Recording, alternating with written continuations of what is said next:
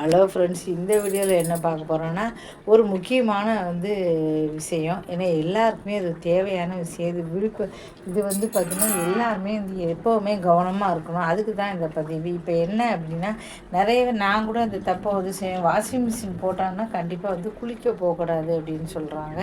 எதனால் அப்படின்னு பார்ப்போம். வாஷிங் மிஷினில் தண்ணி இருக்குது, அதே சமயம் கரண்ட்டு இருக்குது. இது ஒரே பைப்பில் தான் இப்போ பாத்ரூமில் தான் எல்லாருமே இந்த பைப்பை விடுவாங்க. அந்த பைப்பு பார்த்திங்கன்னா பாத்ரூமுக்கு தான் போகும் இந்த தண்ணி. அப்போ என்ன ஆகும், திடீர்னு பார்த்திங்கன்னா ரெண்டுமே சூடாகி கரண்ட் வரும். கரண்ட் வந்துடுச்சு அப்படின்னா அந்த நேரத்தில் நம்ம கண்டிப்பாக குளிக்க போகக்கூடாது. ஏன்னா குளிச்சுக்கிட்டு இருக்கோம்னு வச்சுக்கோங்க, அந்த சமயம் நம்ம குளிக்கும்போது அந்த தண்ணி உள்ளே நமக்கும் கரண்ட் ஷாக் அடிக்க வாய்ப்பு இருக்குது. அதனால் எப்போவுமே வாஷிங் மிஷின் நான் கூட இப்போ மறந்து போயிட்டேன் இந்த விஷயத்தை. இப்போ கூட குளிக்க போகலாம் அப்படின்னு நினச்சேன். அதுக்கப்புறம் தான் தெரிஞ்சுது. ஏன்னா இதனுடைய பைப்பு பார்த்தீங்கன்னா பாத்ரூமில் தான் கனெக்ட் ஆகிருக்கு. அப்போ இங்கே கரண்ட் அடிச்சிது அப்படிங்கும்போது அங்கே கரண்ட் ஆகுமா. அதனால் என்றைக்குமே அப்படி செய்யக்கூடாது அப்படின்னு பார்த்தேன்னா, அதனால் நீங்களும் அந்த தப்பை பண்ணாதீங்க. அதனால் என்றைக்குமே வாஷிங் மிஷின் போட்டிருக்கீங்க அப்படின்னா சும்மா இருக்க நேரத்தில் போடுங்க. அப்படி இல்லை போட்டிருக்கீங்கன்னா கொஞ்சம் நேரம் வெயிட் பண்ணுங்கள், வாஷிங் மிஷின் முடியட்டும். முடிஞ்சதுக்கப்புறம் பார்த்திங்கன்னா முடிஞ்சதுக்கப்புறம் நீங்கள் குளிக்க போங்க. சரி நேரம் இல்லை, நான் என்ன பண்ணுவேன் அப்படின்னு சொல்லி குளிக்க போயிடாதீங்க. என்றைக்குமே கொஞ்சம் நேரம் கழித்து, அதுவும் இல்லாமல் ஆஃப் பண்ணிவிட்டு கொஞ்சம் நேரம் கழித்து போங்க. 10-15 நிமிஷம் வெயிட் பண்ணுங்கள். ஆஃப் பண்ணினாலும் 15 நிமிஷம் கழித்து போங்க. அதுதான் ஒரு என்றைக்குமே பாதுகாப்பாக இருக்கும். என்ன பாதுகாப்பாக இருங்க. இதே மாதிரி சின்ன சின்ன தப்பு செய்ய சமயத்தில் கூட எங்கேயோ ஒரு இடத்துல வாஷிங் மிஷின் வெடிச்சுது அப்படி சொன்னாங்க. நம்ம சரி ஒரு சின்ன சின்ன தப்பு தான் ஒரு பெரிய உயிரை நம்ம இழக்க நேரிடும். அதனால் என்றைக்குமே கவனமாக இருங்க.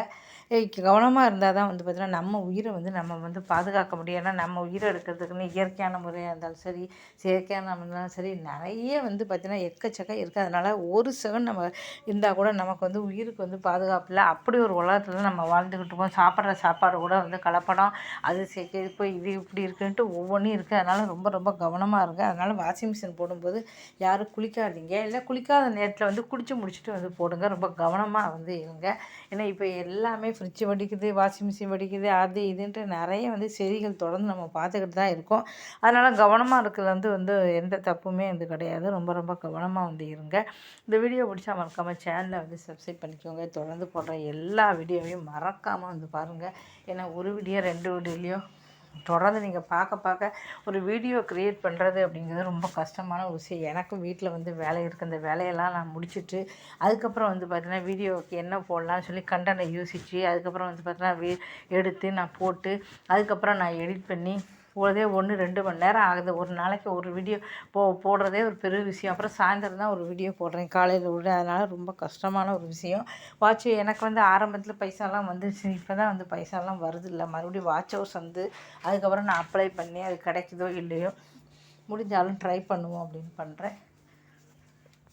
ஆதரவு கொடுங்க. நன்றி, வணக்கம்.